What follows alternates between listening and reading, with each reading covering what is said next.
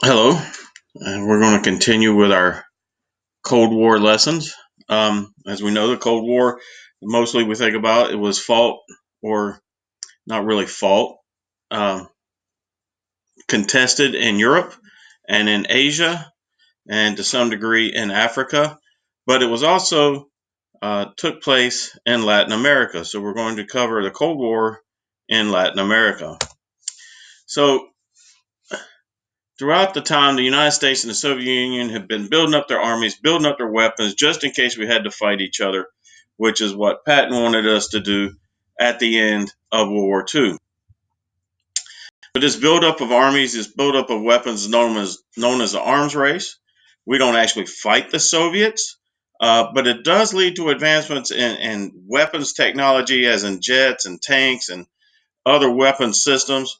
Nuclear weapons became increasingly dangerous as we try to outdo each other. Um, and it keeps building and it keeps building until we have enough weapons to destroy the Earth a number of times over. This is called MAD.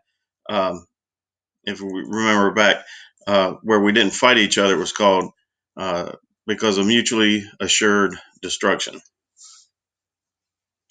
So in Cuba, which is located 90 miles off the coast of Florida, a leader named Fidel Castro led a revolution of workers and peasants against the dictator Batista. Castro wanted to provide education and health care to the lower classes that Batista had neglected. A lot of the sugar plantations in Cuba were owned by foreigners. We didn't like having communism so close to home. So in April of 61, President Kennedy supported an invasion of Cuba by exiled Cuban fighters to overthrow Castro. This is called the Bay of Pigs invasion. It was a failure and ended in the surrender of the exiled fighters. Castro remained in power, enforcing communist rule in the country, and he turned to the Soviets for support. So, a year after the Bay of Pigs invasions, the United States discovers the Soviets are installing missile systems in Cuba. Now, this would have had, it could have ended up in nuclear war, but luckily, the Soviets and the Americans came to a an agreement after the Cuban blockade in 1962.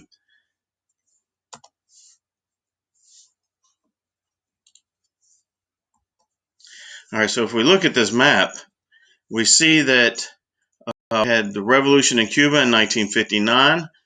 In Colombia, from the 1970s to the present, we had civil war. We had drug trafficking leads to widespread violence. In Chile in 1973, General Pinochet overthrows the democratically elected government. Argentina from 1976 to 1983, has a military dictatorship.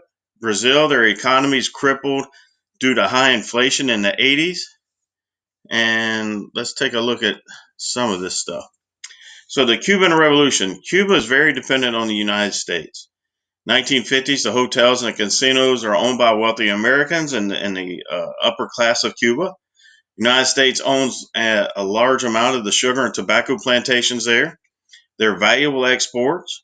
There's little land for the peasants to farm.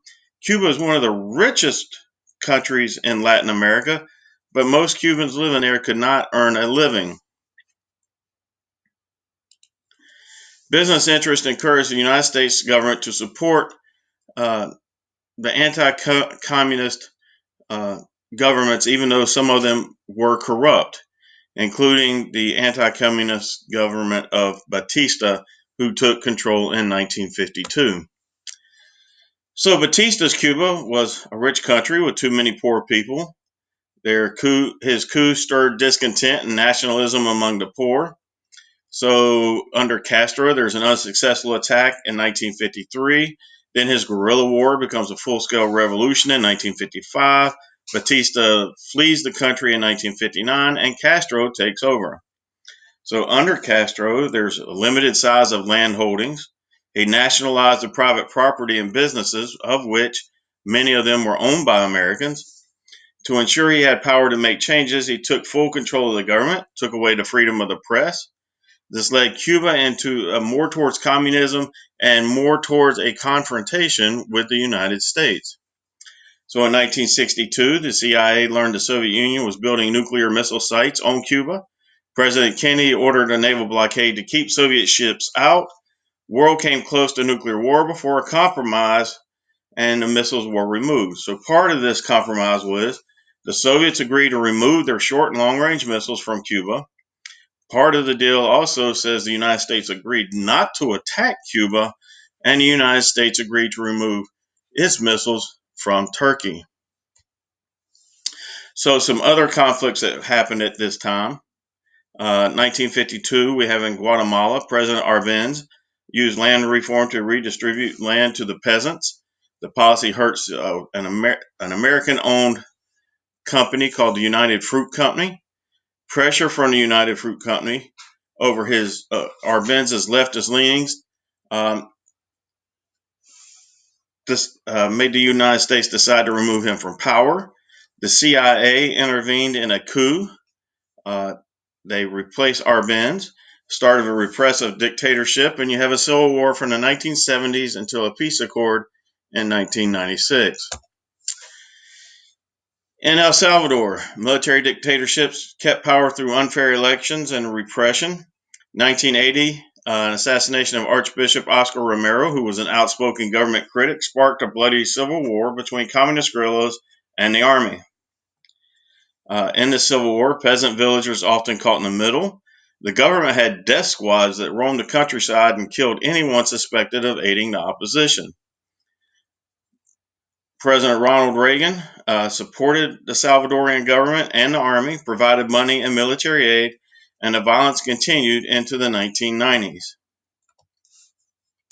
Nicaragua, they struggled with instability. They were ruled for 4 decades by the Somoza government, the Somoza family.